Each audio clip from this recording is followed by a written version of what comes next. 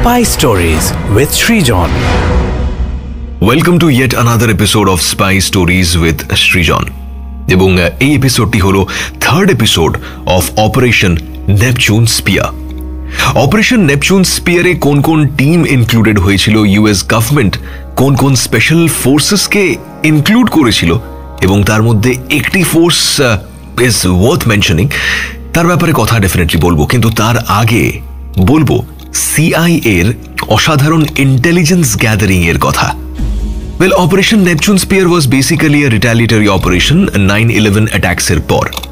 9/11 attacks, যে attacks এর কথা আমরা আজও বলি, যে attacks এর ফুটেজ আমরা আজও হয়তো ইউটিউবে সার্চ করে দেখি যে কি ভয়ানক ছিল সেই দৃশ্য of a plane crashing into the twin tower.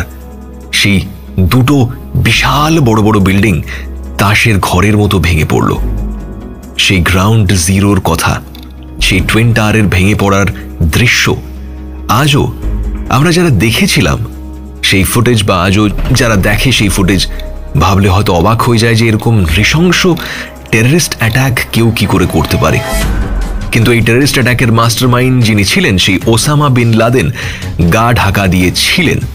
কিন্তু সেই ওসামা বিন লাদেনকে জীবিত অথবা মৃত অবস্থায় ধরার জন্য পণ করেছিল আমেরিকা এবং চালাচ্ছিল চিরুনি তল্লাশি।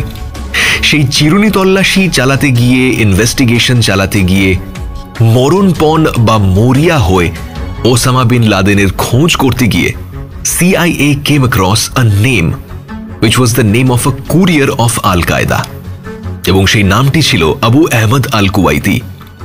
মাল্টিপল সোর্সেস থেকে একই নাম পাওয়ার পর সেই নামটিকে ফলো করতে করতে CIA পৌঁছে গেল পাকিস্তানের আবোটাবাদের একটি রেসিডেন্সিয়াল কম্পাউন্ডে।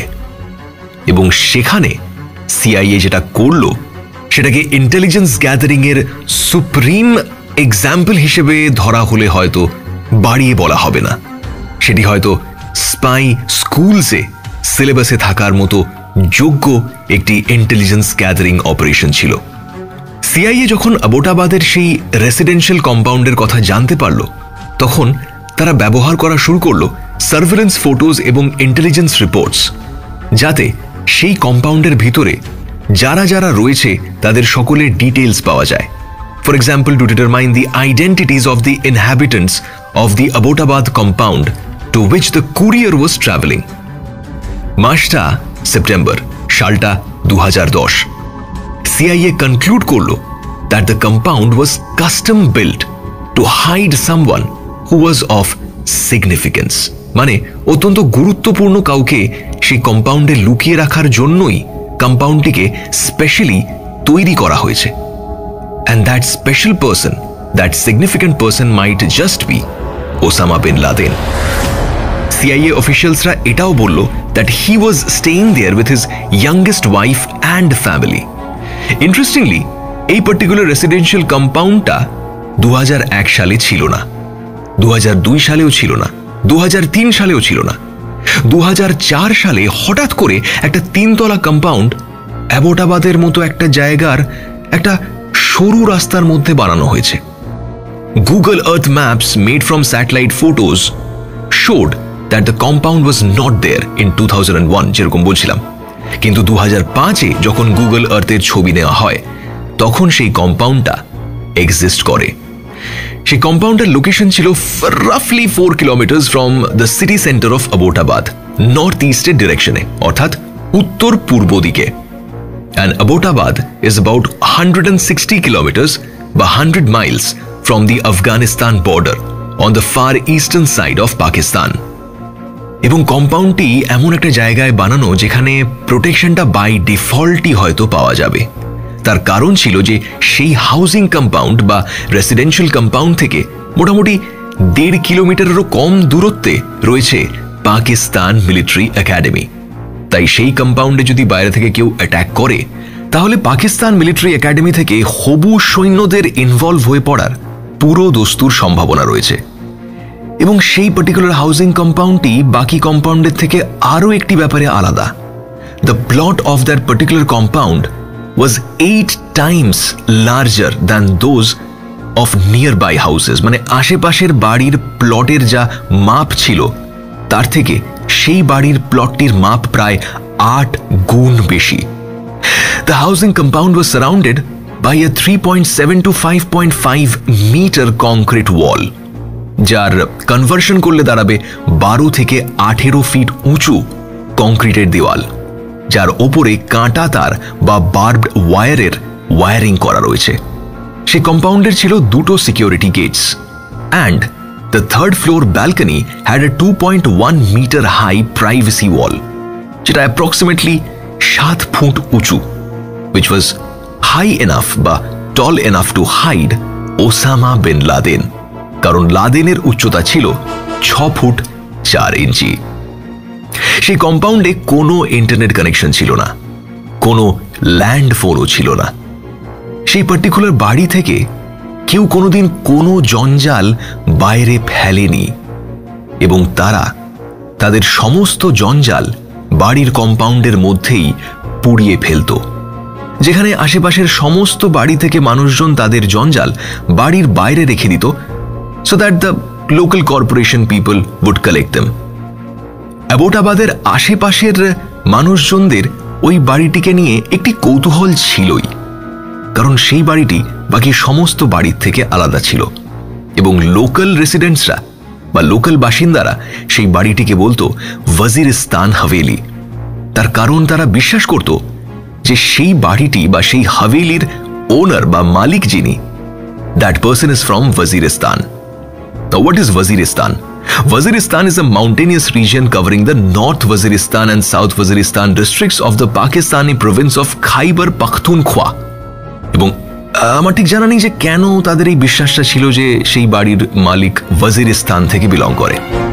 যাই হোক, সিআইএ আরও ফার্দার এভিডেন্স গ্যাদার করার জন্য একটি অদ্ভুত পন্থা অবলম্বন করেছিল।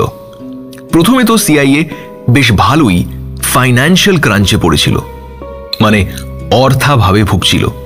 তাদের ফান্ডিং এর প্রয়োজন ছিল, এবং CIA went to the Congress in December 2010 to secure authority to reallocate tens of millions of dollars within assorted agency budgets to fund Operation Neptune Spear.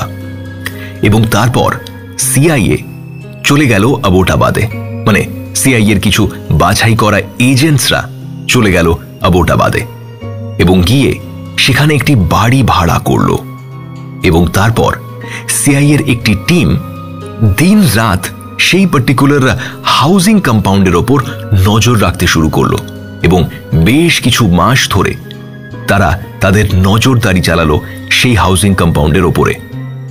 তারপরে আরও একটি টিম একটি অনোখা বা ইউনিক বা অদ্ভুত প্ল্যান বানালো, and that plan was widely criticized, ভীষণভাবে সমালোচিত হয়েছিল। এবং সেই প্ল্যানটি ছিল একটি ফেক বা নকল পোলিও ভ্যাকসিনেশন প্রোগ্রাম।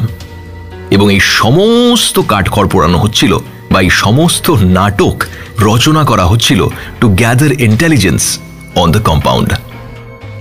এছাড়াও বেশ কিছু আরও টেকনিক্স ইউজ করছিল CIA to gather further more information of that particular housing compound. The US National Geospatial Intelligence Agency help করছিল জয়েন্ট স্পেশাল অপারেশনস কমান্ডকে to create mission simulators for the pilots, এবং তারা data analyse করছিল যা পাওয়া যাচ্ছিল ড্রোনের সাহায্যে, মিশনের আগে, মিশন চলাকালীন এবং রেডের পরেও। এনজিএ অর্থাৎ National Geospatial Intelligence Agency create করেছিল একটি three dimensional rendering of that house, create করেছিল schedules of residential traffic patterns, এবং অ্যাসেস করেছিল যে সেই বাড়ির মধ্যে কতজন মানুষ রয়েছে, তাদের হাইট এবং লিঙ্গ কি কি। এই সমস্ত কিছু ইনফরমেশন পাওয়ার পরেও সিআইএ একটা ব্যাপারে আনশিওর ছিল, যে সেই বাড়ির নিচে কোনো আন্ডারগ্রাউন্ড বাংকার আছে নাকি নেই। তারা ধরে নিয়েছিল যে হয়তো একটি আন্ডারগ্রাউন্ড বাংকার রয়েছে, এবং তারা সেই অনুযায়ী প্রিপারেশনও নিয়েছিল। কিন্তু এত কিছু করার পরেও কোনো ইউএস স্পাই এজেন্সি কখনোই ওসামা বিন লাদেনের কোনো ফটোগ্রাফ বা কোনো ভয়েস রেকর্ডিং জোগাড় করে উঠতে পারেনি। যাই হোক, এই সমস্ত ইনফরমেশন যখন ইউএস গভর্নমেন্টের হাতের মুঠোয়, তখন এলো পালা আসল মিশনের, অর্থাৎ যখন অ্যাকশন নেওয়া হবে। এবং তখন ডাকা হলো the most efficient team of the US forces, and that particular team is known as SEAL Team 6। তাদের আরও একটা নাম রয়েছে, Naval Special Warfare Development Group বা ডেভ গ্রুপ, এবং that is the United States Navy component of the Joint Special Operations Command. এই particular SEAL Team 6 নিয়ে একটু ডিটেলে কথা বলবো পরের এপিসোডে, because they deserve that special mentioning. Spy স্টোরিজের আজকের এপিসোড আমি সৃজন শেষ করলাম এখানে। See you in the next episode.